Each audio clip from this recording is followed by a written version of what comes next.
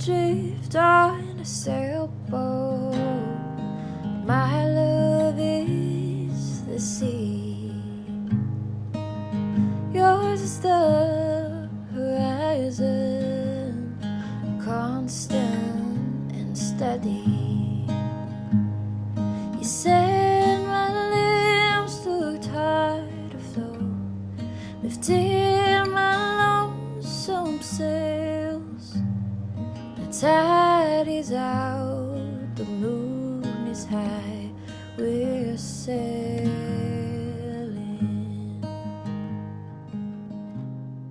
All right, welcome back to Morning Coffee with Rick Alexander. So I'm not going to talk a lot. I'm not going to pester you with ads today. I'm going to get right to it because this is a working theory that I've been working on. And the theory is kind of like the way that language affects our culture. And I think there's some validity to it. I keep getting deeper in it, and I think it's the case. And I think it's really important to know because it's important to know why your behaviors are being directed in the way that they are. Because if it's through knowing ourselves that we're able to actually affect change with authority in our lives, then it's through knowing our culture that we're able to start making changes for many people's lives, right? And then we can also know how that pressure is, like how the cultural pressure is pushing us into a certain direction.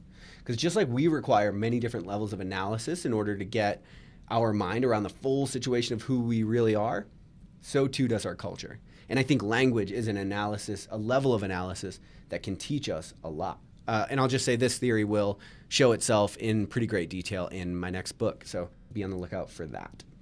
So where it can be difficult to identify things that are contributing to a whole is when those things become so integrated into the whole that we fail to recognize the way that they are individually directing our lives. But if you can isolate a particular symptom, you stand a better chance at identifying the ailment.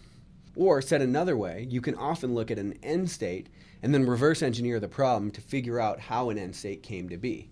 And I find this to be the most useful way of dissecting a culture. Because if we're looking at the level of analysis of language, then of course it's so integrated. It's like, how do you look at the thing that you use to articulate the thing? And so that's kind of what I'm trying to get into here. So first, we need a little bit of context. Because the world has been here for a very long time. We have not.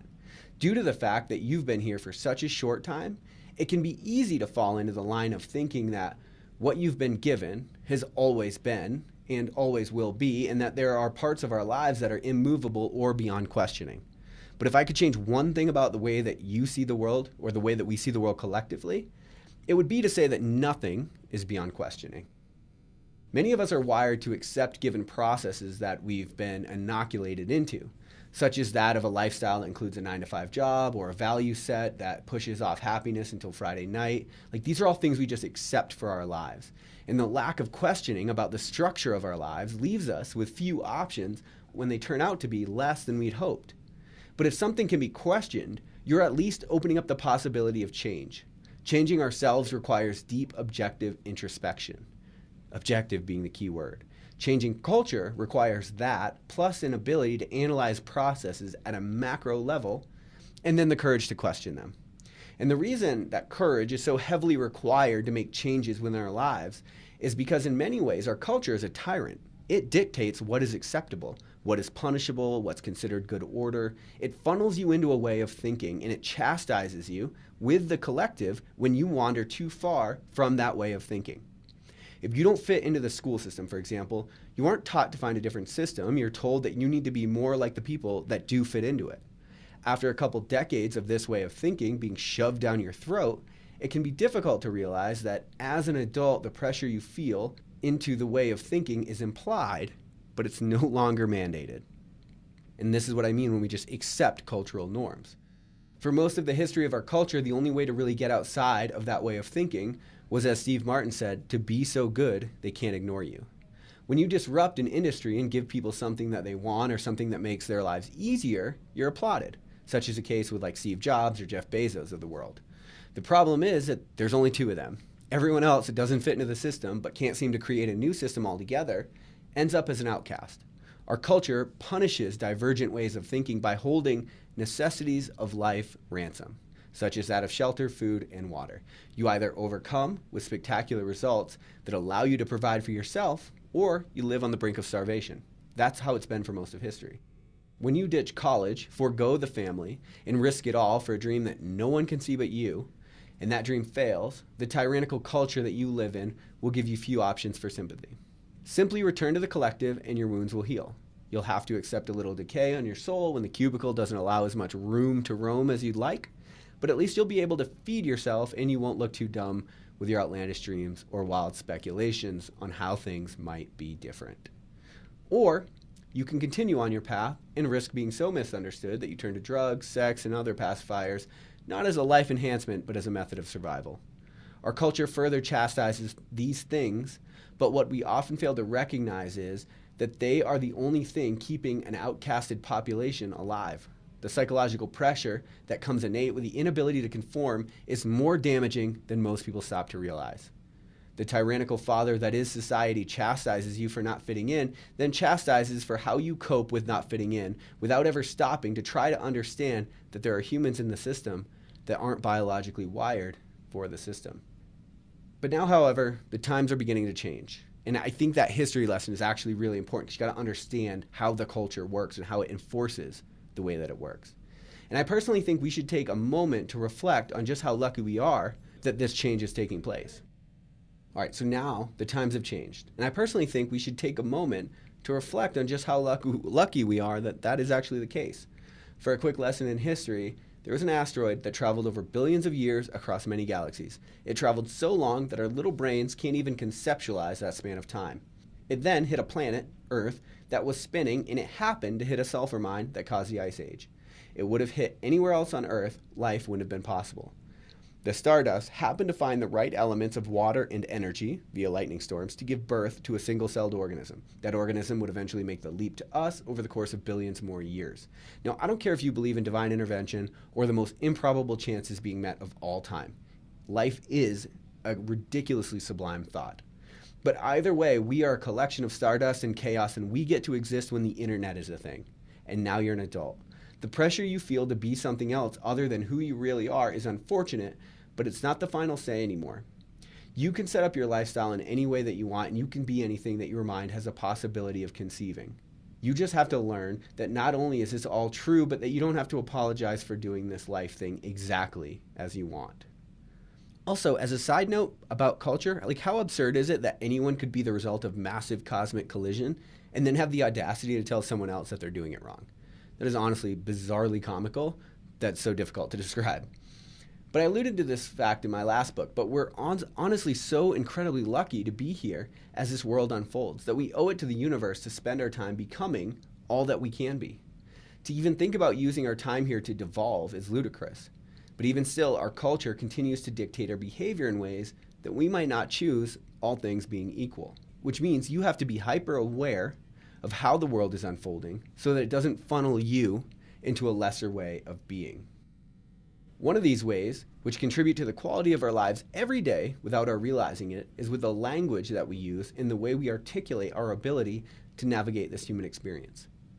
By way of comparison, the English language, for example, is quite limiting in its ability to express complex ideas. It can be a useful thought experiment to think about some of the elements that have arisen out of our culture and to wonder how our language has essentially ensured that those elements are the only logical conclusion. All right, for example, one limitation of the English language is our use of the word love. We love our spouse, our best friend, our new car, and our favorite TV show with all the same word.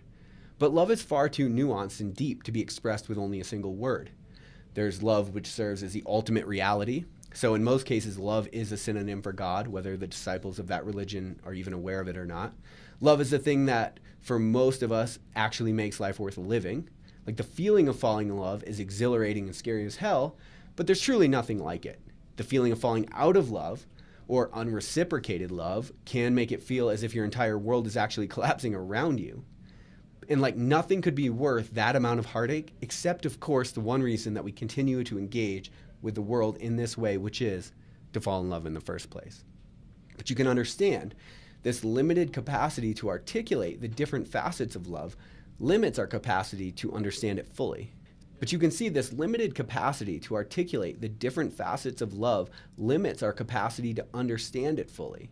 It causes us to objectify it, such as we see on the hit TV show The Bachelor and The Bachelorette. As of this recording, season 22 hit 7.8 million viewers. And since Western culture leads the charge for most of the world, that same show is being replicated across cultures across the world.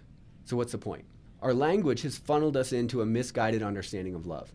We treat it as if it's something to be won. We propagate the message to impressionable girls and boys all over the world through media, and then we wonder why so many of us absolutely screw up the role that love plays in our lives, and further, why that role is contributing to so much unhappiness. When you take something like the ultimate reality, the thing that makes life worth living in the first place, and then you turn it into a game which requires contestants to change who they are and to compete in order to win it, you can see why it's so necessary to question the things that we believe and the things we're led to believe. Those 7.8 million viewers are humans that have families, kids, roles within society. You guys are probably some of them. And this is only one minor way our language affects our culture in a negative way. This limited capacity for love is propagated across societies across the world because the culture that leads the rest of the world has a limited capacity to describe love in the first place. If it limits something as big and as sublime as love or life, how else might it be contributing to our lack of connection with ourselves and our lives? Few of us even love the activities that fill up our lives. Most people, if you ask them, don't know what they're passionate about. They don't know what inspires them. But don't we have a right to pursue activities that inspire us, that breathe life into our days? Shouldn't the things that make life worth living permeate every facet of who we are? Except that's not the tack that we take at all. Instead, we devise lists of things we should do, things that will make us acceptable to others, and things that will keep us safe from too much criticism or discomfort. And then many of these actions are the only logical conclusion of the words that we use to describe them. By figuring out what we really value or what we really love, we are effectively putting in place a self-selecting system for our lives. Things that don't resonate with us fall away, and it becomes much easier to say yes or no to different opportunities. We don't have to spend nearly as much time deliberating between decisions because they become much more clear when they are weighed against what we value. Unfortunately, most of us are so unaware of our own value system that we act against it quite frequently. This is why passion and love should play a much bigger role in our lives. The apathy that currently permeates them is doing little for the expression of our souls. It's important to recognize that since we are in many ways at odds, or at a minimum not aligned with the way we articulate the things that happen in our lives, we simply won't gain this ability overnight.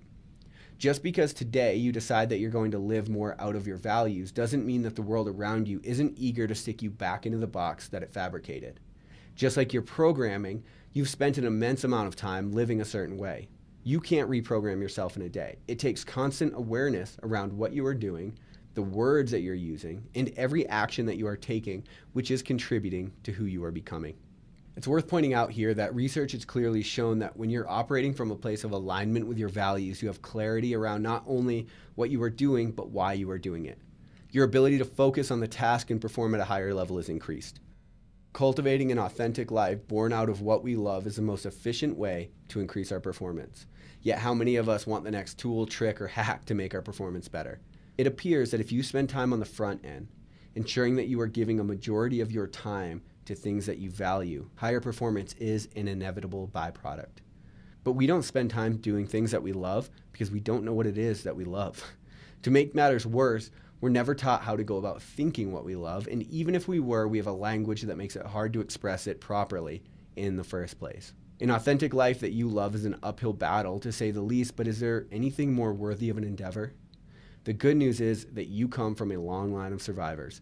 Your lineage is a reflection of the stardust that emerged from chaos, and if nothing else, that means that you have within you an energy source that is capable of overcoming unfathomable odds. That is the way that love and culture affects our lives. I love you guys. I'll talk to you later on Morning Coffee.